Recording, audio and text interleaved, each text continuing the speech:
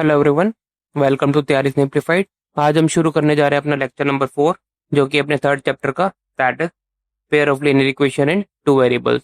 Last 3 lecture में हम लोगों ने ग्राफिकल मेथड और अलजेब्रिक मेथड दोनों मेथड को इन डिटेल डिस्कस किया कि उन दोनों मेथड को यूज करके हम लोग solution of a pair of linear equation in two variable कैसे निकालते हैं। आज के लेक्चर का हम लोग का टॉपिक है relationship between coefficient of pair of linear equation in two variable. ये मैंने एक बार आपको ब्रीफली फर्स्ट लेक्चर में ऑलरेडी आपको बताया था, ठीक है। उसको एक बार फिर से डिस्कस कर रहा हूँ और उसके बेस पे हम लोग आज बहुत सारे वैरायटी ऑफ क्वेश्चंस करेंगे। तो सबसे पहले अपना जो स्टैंडर्ड फॉर्म था pair of linear equation in two variable एक बार मैं लिख लेता हूँ। स्टैंडर्ड फॉर्म अपना क्या था? a1x plus b1y plus c1 is equal to 0, a2x plus b2y plus c2 is equal to 0, ठीक है। तो ये अपनी दो linear equation in two variable, इन दोनों को अगर अपन साथ में स्टडी कर रहे हैं तो अपन ने क्या देखे थे? 3 सॉल्यूशन होते हैं। एक होता है इंटरसेक्टिंग, दूसरा क्या होता है पैरेलल, और तीसरा क्या है कोइंसिडेंट, ठीक है। पहला क्या था अपना इंटरसेक्टिंग, और दूसरा क्या है अपना पैरेलल, और थर्ड क्या था अपना कोइंसिडेंट, ठीक है। ये 3 केस अपने सॉल्यूशन के निकल के आते हैं, ठीक है। वो अपन with the help of coefficient भी पता कर सकते हैं। जो अपन ने पहले लेक्चर में देखा था वो क्या था? अपन को रेशियो निकाल लो, मतलब a1 अपॉन a2 निकाल लो, b1 अपॉन b2 निकाल लो, और c1 अपॉन c2 निकाल लो। अगर अपन ये तीनों रेशियोज निकाल लेते हैं तो इससे अपन पता कर सकते हैं कि जो अपना सॉल्यूशन का नेचर कैसा है, मतलब उसका इंटरसेक्टिंग है, मतलब क्या है यूनिक सॉल्यूशन है, या फिर नो सॉल्यूशन है, या फिर मैनी सॉल्यूशन है, ठीक है। वो कैसे पता करते हैं? अगर अपना जो रेशियो ऐसा कुछ निकल के आए, मतलब a1 upon a2 is not equal to b1 upon b2 निकल के आ जाए, तो वो कैसा केस है? अपना यूनिक का केस है, ठीक है। फिर अपना अगर ratio a1 upon a2 is equal to b1 upon b2 is not equal to c1 upon c2, अगर ऐसा कुछ निकल के आए तो अपना क्या है पैरेलल का केस है, मतलब उस एक पेयर ऑफ लीनियर इक्वेशन का कोई भी सॉल्यूशन नहीं होगा, ठीक है। और अगर अपना a1 upon a2 is equal to b1 upon b2 equal to c1 upon c2, अगर तीनों रेशियो अपने क्या है बराबर आ जाए, तो वो कौन सा केस होगा? अपना कोइंसिडेंट का केस होगा, मतलब उसके सॉल्यूशन कैसे होंगे? इनफाइनाइट मैनी सॉल्यूशन होंगे, ठीक है। ये मैंने आपको फर्स्ट लेक्चर में भी बताया था, मैं एक बार क्विकली आपको रिवाइज करवा दिया, क्योंकि अब हम लोग इस लेक्चर में इस पे बेस कुछ वैरायटी ऑफ क्वेश्चंस करने वाले हैं। क्लियर है यहाँ तक? तो पहला केस क्या है अपना इंटरसेक्टिंग का, उसकी कंडीशन क्या है? a1 upon a2 is not equal to b1 upon b2। दूसरा केस क्या है? मतलब पैरेलल का, मतलब नो सॉल्यूशन, उसकी कंडीशन क्या है? a1 upon a2 is equal to b1 upon b2 is not equal to c1 upon c2, ठीक है। और तीसरा केस क्या था अपना कोइंसिडेंट का, कोइंसिडेंट की कंडीशन क्या है? a1 upon a2 is equal to b1 upon b2 is equal to c1 upon c2, मतलब तीनों ही रेशियो बराबर हो। ऐसे एक पेयर ऑफ इक्वेशन के कितने सॉल्यूशन होंगे? इनफाइनाइट मैनी सॉल्यूशंस होंगे, ठीक है। क्लियर है? तीनों कंडीशन याद रहेंगी। अब देखते हैं इस पे बेस कुछ वैरायटी ऑफ क्वेश्चंस। चलो देखते हैं अब अपना क्वेश्चन नंबर 1 में अपने को क्या दिया है, ठीक है। Find out whether the lines representing the following pair of linear equation, ठीक है। अपने को कुछ पेयर ऑफ लीनियर इक्वेशन दी है और उससे जो लाइन बनेगी तो वो पूछ रहा है वो किस टाइप की बनेगी, वो क्या इंटरसेक्टिंग टाइप की बनेगी, या फिर पैरेलल बनेगी, या फिर कोइंसिडेंट बनेगी, ठीक है। तो मतलब अपने को क्या करना है? अपने को 3 पेयर ऑफ लीनियर इक्वेशन दिया हुआ है, ठीक है। ये एक पेयर है, ये एक पेयर है, ये एक पेयर है, ये एक पेयर है, और इन तीनों पेयर में हम लोग को आइडेंटिफाई करना है कि अगर ये पेयर को अगर अपन ग्राफ में बनाए तो उसका जो सॉल्यूशन निकल के आएगा, उसकी लाइन निकल के आएगी, वो इंटरसेक्टिंग होंगी या पैरेलल होंगी या कोइंसिडेंट होंगी। तो वो कैसे निकालेंगे? सबसे पहले हम लोग अपना पहला क्वेश्चन लेते हैं, ठीक है। इसके लिए क्या करते थे? तीनों के रेशियो निकाल लो, मतलब a1 बाई a2 निकाल लो, b1 बाई b2 निकाल लो, और c1 बाई c2 निकाल लो, ठीक है। तो a1 बाई a2 निकालते हैं सबसे पहले। a1 बाई a2 क्या निकल के आएगा? इसमें x का कोफिशिएंट क्या 5 है, और y का क्या है 7 है। b1/b2 निकाल लेते हैं अपना। b1/b2 क्या आएगा -4 डिवाइड बाई 6। c1/c2 निकालने की जरूरत ही नहीं है। क्यों जरूरत नहीं है? a1/a2 क्या b1/b2 के बराबर है? नहीं है। मतलब मैं कह सकता हूं कि a1/a2 is not equal to b1/b2 आ रहा है। ठीक है, तो ये जो केस है वो कैसा केस है? इसका जो सोल्यूशन कैसा होगा? यूनिक सोल्यूशन होगा, और मतलब ये लाइंस क्या है? इंटरसेक्ट करेंगी।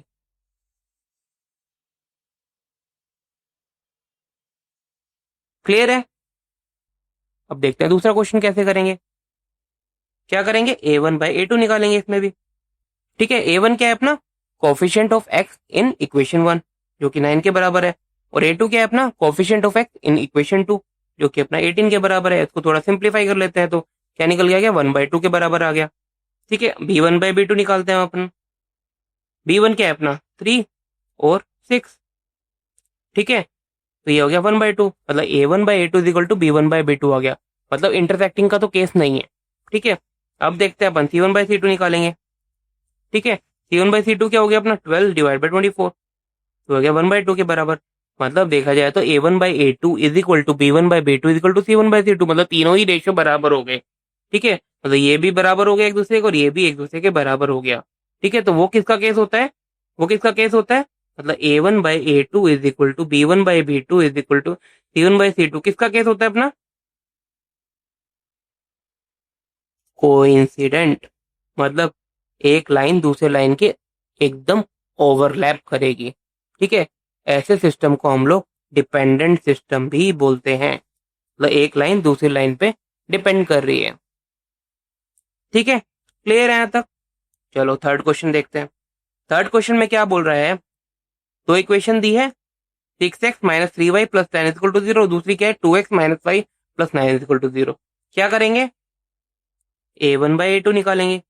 a1/a2 क्या होगा? 6/2। ठीक है, इसको फर्दर सिंप्लीफाई कर लेंगे तो 3/1 आ गया अपना। अब देखो b1/b2 निकालेंगे। b1/b2 मतलब b1 क्या है? -3 है, और b2 क्या है? -1 है, तो ये भी 3/1 आ गया। मतलब इंटरसेक्टिंग का तो केस रहा नहीं, क्योंकि a1/a2 is equal to b1/b2 आ गया। अब c1/c2 निकालेंगे। c1/c2 क्या होगा अपना? 10 divide by 9।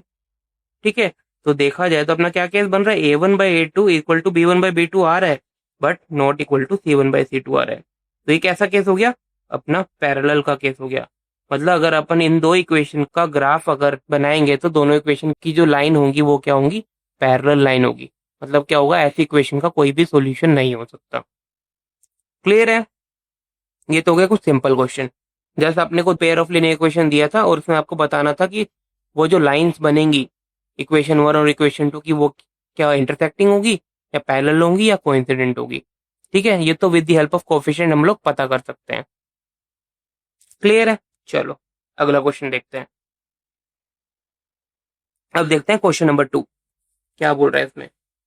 For what value of के do the equation 3x minus y plus 8 is equal to 0 and 6x minus ky plus 16 is equal to 0 represent coincident line. मतलब के की कौन सी वैल्यू होगी जिसपे क्या है ये दोनों पेयर का अगर सॉल्यूशन निकाला जाए या उसकी लाइन ड्रॉ करी जाए तो वो कैसे निकल के आए? कोइंसिडेंट निकल के आए। तो सबसे पहले हम लोग कोइंसिडेंट की कंडीशन लिख लेते हैं। वो क्या है अपनी? a1/a2 is equal to b1/b2 is equal to c1/c2। यही कोइंसिडेंट का केस होता है। मतलब एक लाइन दूसरे लाइन को ओवरलैप करेगी। अब a1 क्या है? पहली इक्वेशन में 3 है, और a2 क्या है? दूसरी इक्वेशन से 6 है। b1 क्या है? -1 है। b2 क्या है? -k के बराबर है। c1 क्या है अपना? 8 के बराबर है, और c2 क्या है अपना? 16 के बराबर है। ठीक है, तो अब अपन को क्या निकालना है? के की वैल्यू निकालनी है। वो सिंपल है, ये वाला पेयर ले लो या फिर ये वाला पेयर ले लो, कोई भी एक पेयर ले लो अपन। तो 3/6 is equal to -1/-k, minus minus plus, तो यहाँ से के क्या निकल के आ जाएगा? 2 के बराबर निकल के आ जाएगा। ठीक है, सिमिलरली अगर आप ये वाला पेयर लेते हैं अपन, ठीक है, तो उससे भी सेम ही वैल्यू निकल के आती। -1/-k is equal to 8/16, minus minus क्या हो गया? प्लस हो गया, और ये कट गया, तो यहाँ से k इज इक्वल टू क्या निकल के आ गया? 2 के बराबर निकल के आ गया। तो अपना सॉल्यूशन क्या हो गया? k इज इक्वल टू 2 अपना आंसर हो गया। चलो नेक्स्ट क्वेश्चन देखते हैं। अब इस क्वेश्चन में क्या बोल रहा है, if the lines given by 3x plus 2ky is equal to 12 and 2x plus 5y plus 1 is equal to 0 are parallel, then value of k निकालना है। ठीक है, मतलब अपनी इक्वेशन क्या गिवन है, स्टैंडर्ड फॉर्म में कन्वर्ट कर लेते हैं। 3x plus 2ky minus 2 is equal to 0, ये एक इक्वेशन है। और दूसरी इक्वेशन क्या है, 2x plus 5y plus 1 is equal to 0। और इन दोनों के इक्वेशन का जो सोल्यूशन है, या इन दोनों लाइंस को अगर अपन ग्राफ पेपर में ड्रॉ करते हैं तो कैसा केस निकल के आ रहा है, पैरेलल का केस निकल के आ रहा है। ठीक है, तो पैरेलल की अपनी कंडीशन क्या है, a1 by a2 is equal to b1 by b2 is not equal to c1 by c2, ये अपने को पता है। ठीक है, अब a1 क्या है अपना 3 के बराबर है, a2 क्या है अपना 2 के बराबर है, b1 क्या है अपना 2k के बराबर है। ठीक है, और b2 क्या है अपना 5 के बराबर है। ठीक है, तो यहां से अपन k के लिए सॉल्व कर सकते हैं। तो 2k इज इक्वल टू क्या हो गया 15 डिवाइड बाई 2, और k इज इक्वल टू क्या निकल के आ गया 15 डिवाइड बाई 4। मतलब k की वैल्यू अगर 15 बाई 4 होगी तो अपना कैसा केस निकल के आएगा, पैरेलल का केस निकल के आएगा। तो आंसर क्या हो गया, ए अपना करेक्ट आंसर हो गया। है ना सिंपल। जस्ट अपने को क्या करना है, कंडीशन याद रखनी है और क्वेश्चन को ध्यान से पढ़ना है कि क्वेश्चन में अपने को दिया क्या है और निकालना क्या है। ठीक है, जैसे अपने इस क्वेश्चन में क्या था, के निकालना था और कंडीशन क्या दी थी, जो ये अपना पेयर है अगर उसका ग्राफ बनाया जाए तो दोनों इक्वेशन क्या है, जो दोनों लाइंस हैं वो क्या है, पैरेलल टाइप की निकल के आ रही हैं। ठीक है, तो हमने कंडीशन डाली और वहां से के लिए सॉल्व कर लिया। ठीक है, आगे बढ़ू। चलो नेक्स्ट क्वेश्चन देखते हैं।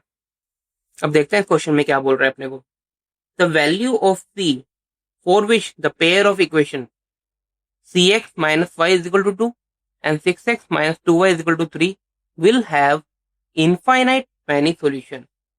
मतलब क्या बोल रहा है, वो कौन सी वैल्यू होगी c की, जब उस c की वैल्यू इस इक्वेशन में डाल दी जाए तो उसका सोल्यूशन निकाला जाए तो क्या हो, इनफाइनाइट मैनी सोल्यूशन हो।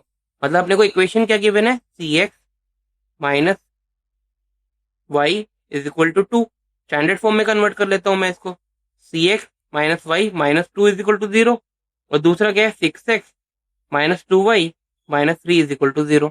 ठीक है, और इन दोनों लीनियर इक्वेशन का सॉल्यूशन कैसा दिया है अपने को, इनफाइनाइट मैनी।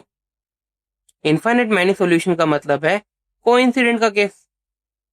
ठीक है, तो कोइंसिडेंट का केस का जो कंडीशन है वो क्या है, a1 by a2 is equal to b1 by b2 is equal to c1 by c2। ठीक है, a1 क्या है अपना c के बराबर है, a2 क्या है अपना 6 के बराबर है, b1 क्या है अपना -1 के बराबर है, b2 क्या है -2 के बराबर है, c1 क्या है अपना -2 के बराबर है, और c2 क्या है अपना -3 के बराबर है। ठीक है, अब आप अगर नोटिस करो, ठीक है, तो यहाँ पे ये देखो अपनी कंडीशन क्या है, b1 by b2 is equal to c1 by c2 होना चाहिए। ठीक है, तो यहाँ से देखो तो क्या हो गया, 1/2 इज नॉट इक्वल टू निकल के आ रहा है 2/3 के। मतलब ये अपना जो केस है इसमें क्या है, अपना जो रेशियो है b1 by b2 c1 by c2 के तो बराबर ही नहीं आ रहा है। मतलब ये इक्वेशन का कभी इनफाइनाइट मैनी सॉल्यूशन हो ही नहीं सकता है। तो इसमें आंसर क्या होगा, c की कोई भी वैल्यू नहीं होगी जिसमें ये क्या है, पेयर ऑफ लीनियर इक्वेशन का जो सॉल्यूशन हो इनफाइनाइट मैनी हो। तो आंसर क्या होगा, c की कोई भी वैल्यू हो ही नहीं सकती, c की कोई भी वैल्यू नहीं हो सकती। c आप कुछ भी डाल लो, इस जो पेयर ऑफ लीनियर इक्वेशन दी है इसका सॉल्यूशन कभी भी इनफाइनाइट मैनी नहीं आ सकता। c की कोई भी वैल्यू पे इसका जो सॉल्यूशन है वो इनफाइनाइट मैनी नहीं आ सकता। क्लियर है। तो ऐसे टाइप के क्वेश्चन भी आपसे एग्जाम में पूछे जाएंगे, तो बहुत ध्यान से करना। ठीक है, तो कभी जल्दबाजी में ऐसा मत कर देना कि यहाँ से आप सीधा निकाल लो भाई c/6 इज इक्वल टू 1/2 है और यहाँ से c इज इक्वल टू 3, ये क्या होगा, आपका रॉन्ग हो जाएगा। कंडीशन क्लियरली चेक कर लो, अपनी कंडीशन क्या है, तीनों रेशियो क्या हो, बराबर होने चाहिए। ठीक है, तो यहाँ से अपने को जो पता लगा कि भाई b1 by b2 is not equal to c1 by c2 आ रहा है, तो मतलब ये तो कभी पॉसिबल ही नहीं है। मतलब इसका जो सॉल्यूशन है वो इनफाइनाइट मैनी तो पॉसिबल ही नहीं है, तो c की कोई भी वैल्यू नहीं हो सकती। तो आंसर क्या, करेक्ट आंसर क्या होगा, अपना डी आंसर होगा। मतलब c की कोई भी वैल्यू नहीं हो सकती। तो क्वेश्चन को बहुत ध्यान से पढ़ना, जल्दबाजी मत करना। जल्दबाजी करोगे तो c इज इक्वल टू 3 और अपना 3 टिक कर दोगे, अपना नंबर गवा दोगे आप। क्लियर है? चलो नेक्स्ट क्वेश्चन देखते हैं। Question number 5। इस क्वेश्चन में क्या बोल रहा है? The system kx minus y is equal to 2 and 6x minus 2y is equal to 3 has unique solution only when। ठीक है, क्या बोल रहा है कि यूनिक सॉल्यूशन होगा, कब होगा वो पूछ रहा है। यूनिक सॉल्यूशन का मतलब क्या है अपना, उसमें कंडीशन क्या है अपनी, a1 by a2 is not equal to b1 by b2। ठीक है, ये अपनी कंडीशन है। तो अब अपन जो अपने को इक्वेशन दी थी वो एक बार लिख लेता हूं मैं स्टैंडर्ड फॉर्म में, kx minus y minus 2 is equal to 0, और दूसरा क्या है अपना 6x minus 2y minus 3 is equal to 0। ठीक है, अब देखो तो यहाँ पे a1 क्या है अपना k के बराबर है, और a2 क्या है अपना 6 के बराबर है, नॉट इक्वल टू b1 क्या है -1 और b2 क्या है -2। ठीक है, तो k is not equal to 6 into 1/2, तो k is not equal to 3 के बराबर आ रहा है। ठीक है, तो k की वैल्यू 3 नहीं हो सकती, उसके अलावा कोई भी वैल्यू हो सकती है, तो k is not equal to 3 अपना क्या हो गया, आंसर हो गया। ये अपना डी अपना आंसर हो गया। इस लेक्चर में हम लोगों ने रिलेशनशिप बिटवीन कोएफिशिएंट से पता करने की कोशिश की कि उस जो अपने को पेयर दिया है लीनियर इक्वेशन इन 2 वेरिएबल, उससे अपन नेचर ऑफ सॉल्यूशन कैसे निकाल सकते हैं। ठीक है, तो वो क्या थे, पहला केस क्या था अपना, इंटरसेक्टिंग का केस था। तो इंटरसेक्टिंग के केस की कंडीशन क्या निकल के आई अपनी, a1 by a2 is not equal to b1 by b2। ठीक है, ये अपनी इंटरसेक्टिंग की केस की कंडीशन निकल के आई। दूसरा क्या था अपना पैरेलल, पैरेलल की कंडीशन क्या है, a1 by a2 is equal to b1 by b2 is equal to not equal to c1 by c2। ठीक है, ये अपने पैरेलल की केस की कंडीशन होगी। और तीसरा केस क्या है अपना, कोइंसिडेंट। ठीक है, तो कोइंसिडेंट की अपनी कंडीशन क्या है अपनी, a1 by a2 is equal to b1 by b2 equal to c1 by c2, मतलब तीनों रेशियो अपने बराबर हों। ठीक है, और फिर हम लोगों ने इस पे बेस इस लेक्चर में काफी सारे क्वेश्चंस कर लिए। ठीक है, तो आज का लेक्चर हम लोग यहीं पे खत्म कर रहे हैं। नेक्स्ट लेक्चर में हम लोग कुछ इंपॉर्टेंट क्वेश्चंस करेंगे based on the algebraic method, कुछ वैरायटी ऑफ क्वेश्चंस करेंगे based on the algebraic method. ठीक है, तो आज का लेक्चर अभी मैं यहीं पे खत्म कर रहा हूँ। होप आपको ये लेक्चर अच्छा लगा है। अगर अच्छा लगा है तो हमारे चैनल को सब्सक्राइब कीजिए for more such videos in future. Thank you so much, happy learning with us, have a great day.